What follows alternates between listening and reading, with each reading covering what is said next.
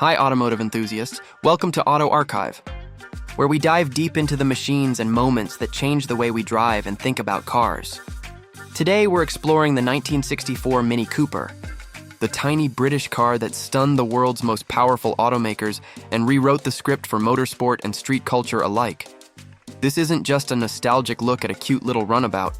It's the story of how a city car with modest horsepower became the ultimate underdog, upending expectations on snowy rally stages and influencing everything from engineering philosophies to marketing campaigns. Over the next few chapters of this video, you'll discover why the Mini Cooper was conceived the way it was, how a seemingly ordinary compact could beat giants on their own turf, and what its legacy tells us about innovation, risk-taking, and the appeal of clever design over brute force.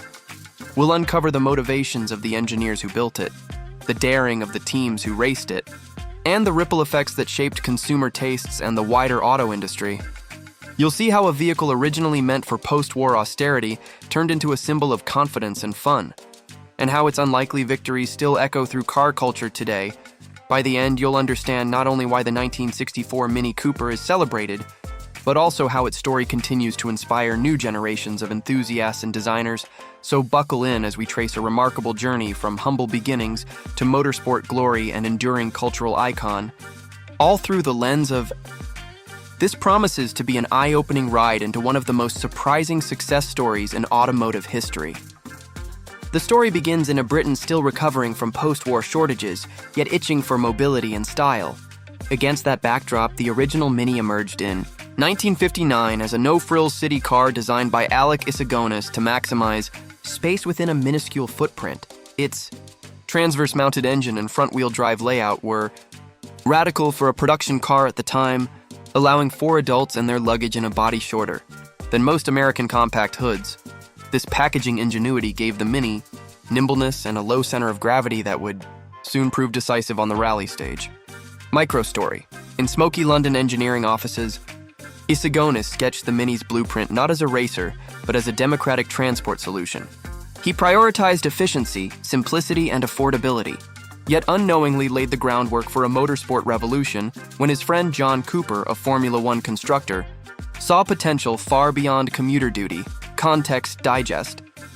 The early 1960s rally scene was dominated by large sedans and powerful coupes from Ford, Saab, and Mercedes-Benz, built to handle long distances with brute force rather than agility. The idea that a tiny 1.0-liter car could compete was laughable, which only heightened curiosity when a tuned version appeared at the starting line, Reflection Bridge. This tension between perception and possibility is what makes the Mini Cooper's rise so compelling. From the outset, it challenged not only physics, but also entrenched thinking about what a performance car could be. Microstory. John Cooper convinced BMC, the Mini's parent company, to let him develop a hotter version. Larger carburetors, better brakes, and a slightly bigger engine turned the cute runabout into a feisty competitor. Skeptics still doubted it could survive the punishing Monte Carlo rally, but its compactness would soon become a secret weapon. Context digest. Rallying then wasn't just about speed, but also navigation, endurance, and adaptability over snow, ice, gravel, and tarmac. The Mini's front-drive traction and short wheelbase allowed it to pivot through hairpins where heavier cars understeered or bogged down, shaving seconds off each sector. Microstory. In the 1964 Monte Carlo rally, driver Paddy Hopkirk and his co-driver Henry Lydon piloted the Mini Cooper S to a stunning overall victory against far more powerful rivals. Newspapers dubbed it the Giant Killer, and its red body with white roof became an instant icon, thrilling spectators who loved an underdog story. Reflection Bridge. That first win was no fluke, but a signal that clever engineering and disciplined driving could topple champions. As word spread, the stakes for BMC, for rival teams, and for the very definition of a rally car rose dramatically. Context digest. With each successive event, the Mini Cooper S honed its reputation. Regulations shifted, rivals tried to copy its formula, and the media amplified its mythos, making the car not only a competition tool, but also a marketing juggernaut that boosted showroom sales. Microstory. Ordinary drivers saw the same badge on their affordable commuter car that graced the Monte Carlo winner, a powerful halo effect that democratized the feeling of owning a champion. For BMC, it was a golden age, but also a period of mounting pressure to keep winning as competitors adapted. Context digest. The Mini's success triggered engineering arms races, suspension tweaks, weight distribution experiments, and even questions about whether rally rules were favoring small cars too heavily. Debates erupted in trade journals about fairness and innovation, foreshadowing future controversies in motorsport governance. Microstory. Mechanics and engineers who worked on the Mini's rally cars described it as both simple and demanding. Its small size made repairs quick but required precision, and the team culture valued ingenuity over budgets. This ethos seeped into fan clubs and grassroots racing where the Mini became a favorite for amateur tuners. Reflection bridge. By now, the Mini Cooper was more than a car. It was a movement challenging automotive orthodoxy and reshaping public expectations about performance, economy, and fun. As this momentum built, a deeper story unfolded about how a small car forced the giants to rethink their strategies and how its influence extended far beyond a single victory, leading us directly into the next stage of its journey. As the Mini Cooper's reputation soared after Monte Carlo, the stakes shifted from a single underdog victory to a sustained challenge against the establishment. Rivals with deeper pockets began studying its setup, trying to neutralize its advantages and reclaim dominance. Context digest. Motorsport historians often point out that between 1964 and 1967, the Mini Cooper S not only won, but also forced rule changes. Scrutineers tightened inspections. Horsepower limits were debated, and eventually a controversial disqualification in 1966 signaled how disruptive the little car had become to the status quo. Microstory. That 1966 Monte Carlo disqualification, based on headlamp specifications, was widely perceived as political rather than technical. Newspapers painted the Mini as a victim of its own success, galvanizing public sympathy and making it even more famous. BMC capitalized on the outcry with cheeky advertisements portraying the car as still the people's champion. Reflection bridge. This episode underscored that the Mini Cooper's challenge was no longer just on the road, but in the boardrooms and regulatory halls, where its very eligibility was questioned. Context digest. At the same time, American car culture was watching from across the Atlantic. While Detroit focused on big V8 muscle, young enthusiasts and import dealers were beginning to experiment with small European cars that promised handling over horsepower. The Mini's exploits provided proof that agility could be aspirational. Microstory. In California, British car clubs organized mini rallies up mountain roads, demonstrating how the same design principles that conquered Monte Carlo could thrill on Mulholland Drive without breaking speed laws. This grassroots adoption helped seed a broader appreciation for nimble compacts in the U.S. Reflection bridge. The Mini Cooper thus became a transatlantic messenger, showing that fun to drive need not mean excess power. Its influence would soon ripple into mainstream design philosophies and marketing narratives. Microstory. Engineers at rival brands quietly studied the Mini's front drive layout and packaging to inform their own small car programs. Even as BMC struggled with corporate inefficiencies, its brainchild inspired competitors from Japan to Germany to rethink their compacts. Context digest. By the late 1960s, Honda, Toyota, and Volkswagen were all exploring or refining front-drive designs, aware that consumer tastes were shifting toward efficiency and clever use of space. The Mini's success was both a template and a warning about being caught flat-footed. Microstory.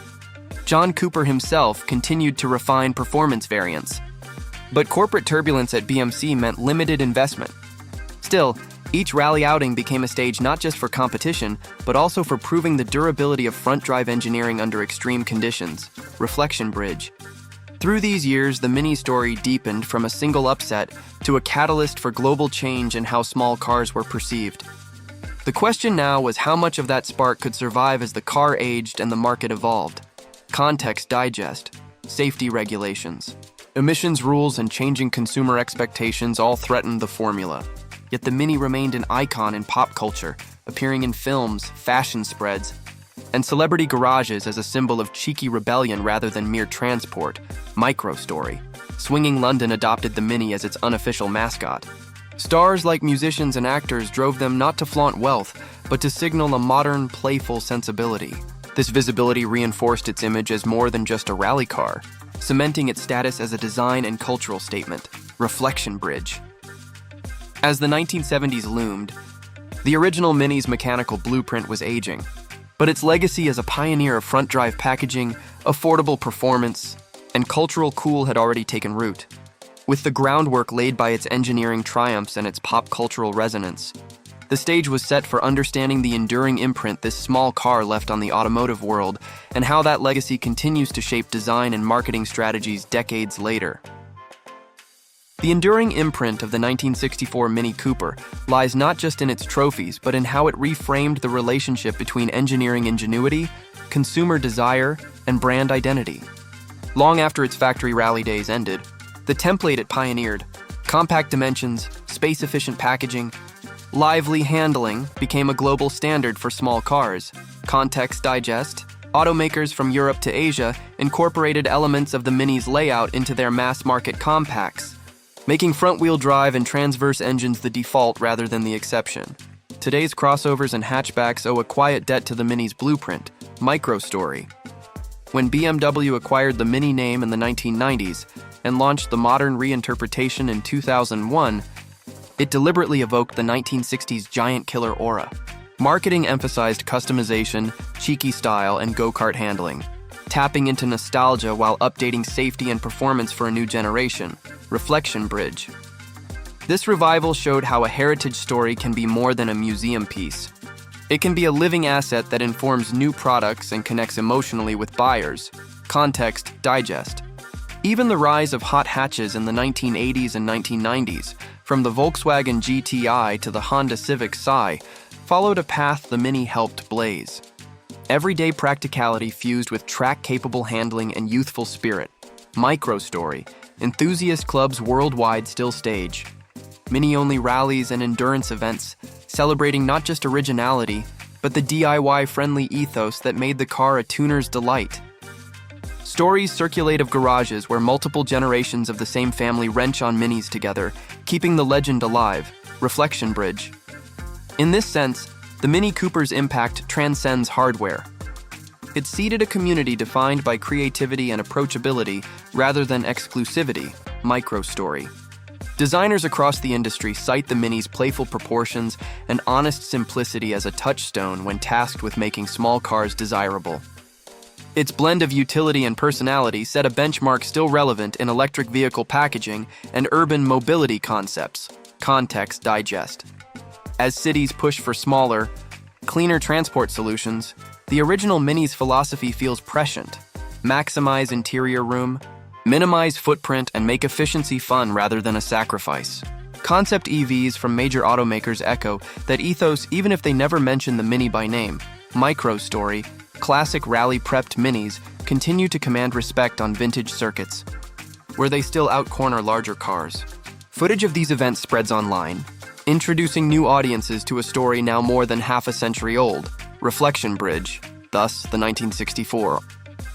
Mini Cooper remains not only a symbol of past glory, but a guidepost for the future of clever automotive design. Across decades and continents, its narrative threads, underdog victory, cultural icon, engineering pioneer, have intertwined into a legacy that still shapes what we drive and how we feel about driving today. By seeing how a humble city car rose to humiliate giants and then inspire successors, we gain insight into why some vehicles transcend their specs to become legends. A journey we've just traced through. Looking back at everything we've covered, the 1964 Mini Cooper's story is a lesson in how bold thinking can change an entire landscape. Born from post-war pragmatism, refined by motorsport passion, and elevated by cultural adoption, it transformed from a humble commuter into a world-beating rally car, and finally into a timeless icon. This isn't just nostalgia, it's proof that innovation, when paired with authenticity, can outlast the flashiest specs and biggest budgets. Micro-story. In classrooms, business case studies, and design studios, the Mini's evolution is still dissected as an example of turning constraints into advantages. Its victories were not about brute power, but about reimagining what a small car could achieve. Context Digest. The underdog narrative resonates today because industries of all kinds face pressure to do more with less, to be agile in the face of larger incumbents. The Mini Cooper demonstrates that a clever concept, executed with conviction, can punch far above its weight, reflection bridge. This is why the 1964 Mini Cooper remains an enduring touchstone for enthusiasts, engineers and marketers alike. Microstory, owners of original and modern Minis often cite the same qualities: nimble handling, cheeky character, a sense of belonging to something bigger than themselves, showing how a brand can sustain its spirit across decades without merely repeating the past. Context digest. As electric propulsion, autonomous features and new urban policies reshape mobility. The ethos that powered the Mini's success, space efficiency, driver engagement, cultural connection, offers a map for future innovators to follow. In weaving together its engineering breakthroughs, its improbable victories, and its cultural ripples, we see that the Mini Cooper's journey is more than a chapter in motorsport history. It's a blueprint for how small ideas can have giant consequences. Thanks for riding with us on Auto Archive. See you next time, automotive enthusiasts.